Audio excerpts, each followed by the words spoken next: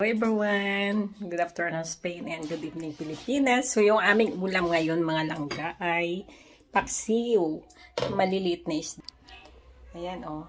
Yan. Hindi ko alam kung ano ang pangalan yan. Basta maliliit na isda. Diba masarap?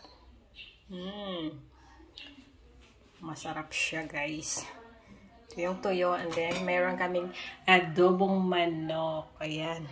Hindi siya masyado makita kasi mainit-init siya. Yan. Masarap. Nagmamantika. So, ayan guys. So, at saka yung paksi. Tikman natin yung paksiw guys. Masarap yung isda. Masarap ng isda. Masarap yung paksiw. So, ayan mga langga. Aming ulam for today. Bye!